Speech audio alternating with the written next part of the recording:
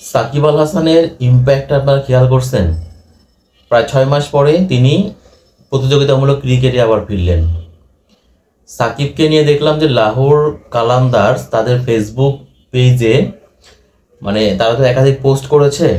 এর মধ্যে ধরেন সাকিব যখন পাকিস্তানে আসলো, সাকিব যখন প্র্যাকটিস শুরু করলো, মানে যদি আপনারা এই ভিডিও ফুটেজগুলো আপনারা দেখেন তাহলে পারে আপনারা বুঝতে পারবেন যে সাকিবের জনপ্রিয়তা আসলে বিন্দুমাত্র কমেনি এবং মানুষের মধ্যে সাকিব আল হাসানকে নিয়ে এখনো অনেক আগ্রহ আছে।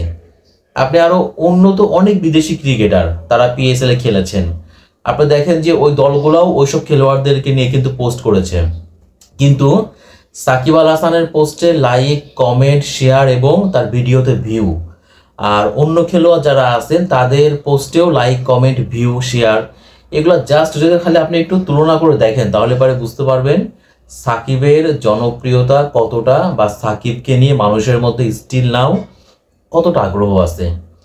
অথচ দেখেন এই সাকিব তিনি লাস্ট এই গত বছরের নভেম্বরে আবুধাবি টি10 তিনি লাস্ট খেলেছিলেন। এরপর থেকে তিনি কিন্তু প্রতিযোগিতামূলক ক্রিকেটের বাইরে আছেন। 6 মাস পরে, প্রায় 6 মাস পরে তিনি আবার ক্রিকেটে ফিরলেন। এখন সাকিব তিনি লাহোর কালান্দার্সে তিনি আসলে মূলত খেলছেন এবং আজকে তিনি বেস্ট 11-এ চান্সও পেয়েছেন। তো সাকিবের পারফরমেন্সটা আসলে আমার কাছে ফ্যাক্ট না যে তিনি তো একজন অলরাউন্ডার। যদিও আমরা সবাই জানি যে 23 বিশ্বকাপ চলাকালীন থেকেই সাকিবের কিন্তু ব্যাটিংয়ে তিনি আসলে সমস্যা অনুভব করছেন, মানে 23 বিশ্বকাপে তিনি চোখের প্রবলেম তার ছিল, তখন থেকে মূলত সাকিবের কাছ থেকে ব্যাটিংয়ে প্রপার সার্ভিস বা তিনি যে মাপের ব্যাটসম্যান ছিলেন তার ব্যাটে আমরা রান করা দেখতে পেয়েছি, ওই রকমভাবে রান করতে পারছিলেন না। আর মাঝখানে এই চ্যাম্পিয়ন্স ট্রফির আগেই তিনি কিন্তু বোলিংয়ে বিশুদ্ধ হয়েছিলেন, তারপরে আবার বোলিং পরীক্ষায় তিনি পাশ করেছেন।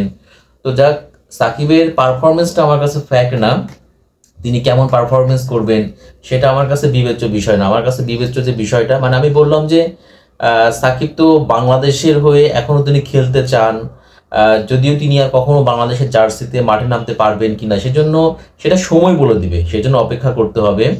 বাট আমি দেখলাম যে একটা ক্রিকেটার, তার বয়স এখন 38 বছর, তিনি এখনো যে মানুষের আগ্রহের কেন্দ্রবিন্দুতে এবং তাকে নিয়ে মানুষের যে অনেক আগ্রহ আছে সেটা কিন্তু লাহোর কালান্দার্সের ফেসবুক পেজটা, মানে সোশ্যাল যে প্ল্যাটফর্মগুলো আছে সেগুলো দেখলে পারে আপনারা বুঝতে পারবেন। এবং সবাই কিন্তু ইতিবাচক, সবাই আসলে সাকিবকে ভালোবাসেন, ক্রিকেটার সাকিব আল হাসানকে তারা ভালোবাসেন।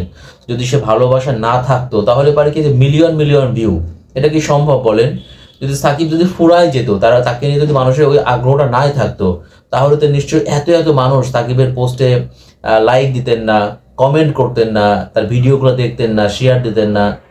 তো সাকিবের পোস্ট মানেই লাখ লাখ, হাজার হাজার লাইক, কমেন্টস আর মিলিয়ন মিলিয়ন ভিউ, এটাই হচ্ছে বাংলাদেশের সাকিব আল হাসান।